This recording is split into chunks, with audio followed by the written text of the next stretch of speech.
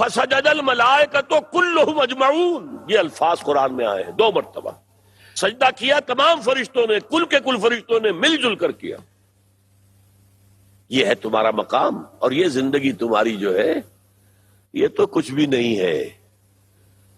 اصل زندگی تو باعث بادل کے موت کے بعد شروع ہوگی۔ یہاں سے تم جاؤ گے، عالم برزخ میں رہو گے۔ جو پہلے مرے ہیں وہ عالم برزخ میں ہیں، ابھی موجود ہیں، معدوم نہیں ہو گئے۔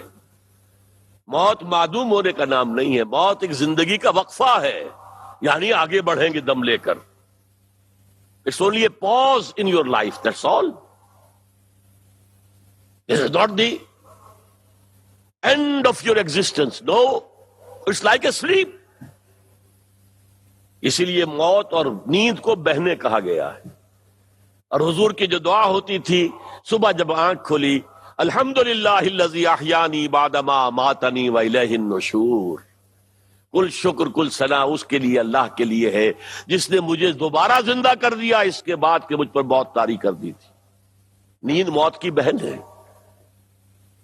بہرحال اصل زندگی تمہاری ہوگی باعث بادل موت کے بعد۔ یہ زندگی یہ تو کچھ بھی نہیں، یہ تو کتاب زندگی کا دیباچہ ہے۔ اصل کتاب زندگی کھلے گی، وَإِنَّ الدَّارَ الْآخِرَةَ لَهِيَ الْحَيَوَانُ لَوْ كَانُوا يَعْلَمُونَ۔ اصل زندگی تو آخرت کی زندگی ہے، کاش کہ انہیں معلوم ہوتا۔ یہ ویلٹن شاؤنگ، یہ مابعد الطبیعات، یہ فلسفہ، یہ جب ذہن میں اترا اور قلب کے اندر اتر کر اس نے تمام اخلاق رذیلہ کو پاک کر دیا، صرف ایک مقصد رہ گیا، اللہ کی رضا حاصل کرنا اور آخرت کی نجات حاصل کرنا، جہنم سے بچ کر اور جنت میں داخل کیا جانا اللہ کی رحمت کے ذریعے۔ اب یہ مجمع تیار ہو گیا ہے، اگر تھوڑے سے ہیں تو بس یہی کام کرتے رہیں، دعوت دیتے رہیں، تزکیہ کرتے رہیں، دعوت بھی دیں قرآن کے ذریعے، فذکر بالقرآن من یخاف وعید فإنما یسرناہ بلسانک لتبشر بہ المتقین وتنذر بہ قوما لدا۔ آپ بشیر ہیں، آپ نذیر ہیں، لیکن آپ کی تبشیر بھی قرآن کے ذریعے ہوگی، انذار بھی قرآن کے ذریعے ہوگا۔ قرآن ہی دعوت کا ذریعہ ہے، اور جو آ جائیں ان کا تزکیہ جو ہے وہ بھی قرآن سے ہوگا۔ یہ شمشیر قرآن ہے جس سے یہ انسان تیار ہوئے۔ اچھا، جب یہ 2 مرحلے ہو گئے، قرآن کھینچ کر لے آیا، قرآن کے میگنیٹ کے ساتھ چمٹ کر آ گئے، پھر ان کی تطہیر فکر ہو گئی اور ان کا تزکیہ قلب ہو گیا، تصفیہ قلب، تزکیہ نفس ہو گیا۔ اب تیسرا کام ہے یعلمہم الکتاب، اب وہ انہیں شریعت کی تعلیم دیتا ہے۔ کتاب کا لفظ یہاں پر آیات بھی قرآن کی ہیں، یتلو علیہم آیاتہ ہی، اس سے بھی مراد قرآن ہے، قرآن کی آیات پڑھ کر سنا رہے، تزکیہ قرآن کے ذریعے سے ہو رہا ہے۔ اور کتاب اب یہاں پر کہتے ہیں قرآن مجید کے اس حصے کو جس میں احکام آئے ہیں، ڈوز اینڈ ڈونٹس، یہ مت کرو، یہ مت کرو، یہ ضرور کرو، یہ لازم کرو، یہ فرض ہے، یہ واجب ہے، یہ حرام ہے۔ یہ ہے کتاب، شریعت۔ اور نوٹ کر لیجئے، تورات صرف کتاب تھی، انجیل حکمت تھی، دانائی تھی، ایمان کی گہرائیوں کا بیان تھا، اور قرآن کتاب اور حکمت دونوں کا مجموعہ ہے۔ یعلمہم الکتاب، وہ انہیں کتاب کی تعلیم بھی دیتا ہے۔ فرض ہے روزہ تم پر، کس لیے؟ تاکہ تقوی پیدا ہو جائے۔ فرض کر دیا گیا تم پر قتال، کتب علیکم القتال وہو کرہ لکم وعسى ان تکرہوا شیئا وہو خیر لکم وعسى ان تحبوا شیئا وہو شر لکم واللہ یعلم وانتم لا تعلمون۔ اے مسلمانوں، تم پر اب جنگ فرض کر دی گئی ہے اور تمہیں ناپسند ہے۔ ہو سکتا ہے کہ کوئی شے تمہیں ناپسند ہو حالانکہ اسی میں تمہارے لیے خیر ہو، اور ہو سکتا ہے کہ تم کسی چیز کو پسند کرو حالانکہ وہ تمہارے لیے باعث شر ہو۔ واللہ یعلم وانتم لا تعلمون، اللہ جانتا ہے تم نہیں جانتے۔ تم تو شارٹ سائٹڈ ہو، صرف سامنے کی چیز نظر آ رہی ہے، اس کے پیچھے کیا چلا آ رہا ہے وہ تمہیں نظر نہیں آ رہا۔ شر کے پیچھے خیر کوئی چلا آ رہا ہے، اور بظاہر خیر گئے، اس کے پیچھے شر چلا آ رہا، اللہ جانتا۔ تو یہ کتاب ہے، حلال حرام۔ اب دیکھیے وجہ کیا ہوتی ہے، آپ میں سے بہت سو کا تجربہ ہوگا اور آپ شکایت بھی کرتے ہوں گے، ہم اپنے بچوں سے بہت کہتے ہیں نماز پڑھو نماز پڑھو نماز پڑھو، نہیں پڑھتے، کیا کریں ہم؟ وجہ کیا ہے؟ آپ ان کے ذہن میں تو جھانکتے ہی نہیں، وہ اللہ کو بھی مانتا ہے کہ نہیں؟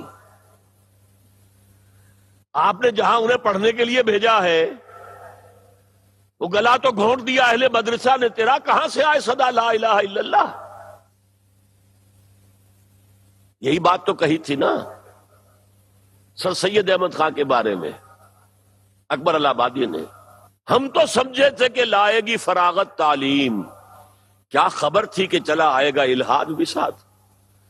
ہم سمجھے تھے تعلیم سے فراغت ہوگی، کیریئرز اچھے ہوں گے، کیا پتا تھا اس کے ساتھ الہاد بھی چلا آ رہا ہے۔ تو جو کچھ یونیورسٹیوں میں پڑھا ہے انہوں نے اگر پڑھی ہے بایولوجی، ڈاروین کا نظریہ پڑھا ہے، ان کے دماغوں میں بیٹھا ہوا ہے۔ انسان تو صرف ذرا زیادہ ترقی یافتہ حیوان ہے اور کچھ بھی نہیں۔ there is no essential difference۔ جیسے گدھے اور گھوڑے میں کیا فرق ہے؟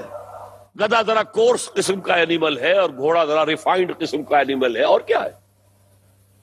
اسی طرح شمپنزی ہے، گوریلا ہے، وہ ذرا کورس قسم کے اینیملز ہیں، ہم ذرا ریفائنڈ ہیں، کپڑے پہنتے ہیں، یہ نہاتے ہیں دھوتے ہیں، بس، اور کیا ہے؟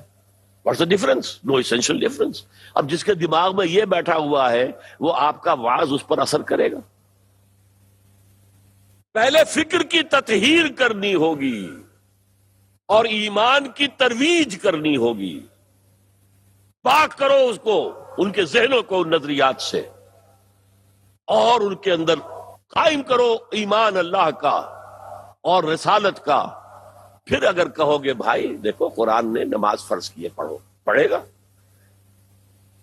ورنہ وہ قرآن کو ہی نہیں مانتا، رسول کو ہی نہیں مانتا، اللہ کو نہیں مانتا، اس نے کیا آپ کی بات ماننی؟ تو طریق کیا ہے حضور کا؟ یتلو علیہم آیاتہ ویزکیہم ویعلمہم الکتاب والحکمہ۔ اس میں ایک عجیب نکتہ بھی ہے جو قرآن کے طالب علم ہیں ان کے لیے۔ میں نے 4 مقامات گنوائے تھے سورہ بقرہ کے 15ویں رکوع میں۔ جو ترتیب آئی ہے وہ تلاوت آیات، تعلیم کتاب و حکمت، اور آخر میں تزکیہ ہے۔ ربنا وابعث فیہم رسولا منہم یتلو علیہم آیاتک ویعلمہم الکتاب والحکمہ ویزکیہم۔ اور اللہ کی طرف سے 3 مرتبہ بات آئی، خود سورہ بقرہ میں، پھر آل عمران میں، پھر جمعہ میں، وہاں ترتیب بدل دی اللہ نے۔ یتلو علیہم آیاتہ ویزکیہم ویعلمہم الکتاب والحکمہ۔ علم جو ہے جب تک کہ تزکیہ نفس نہ ہو چکا ہو، علم کوئی فائدہ نہیں دے گا۔ علم کو دنیا کمانے کا ذریعہ بناؤ گے۔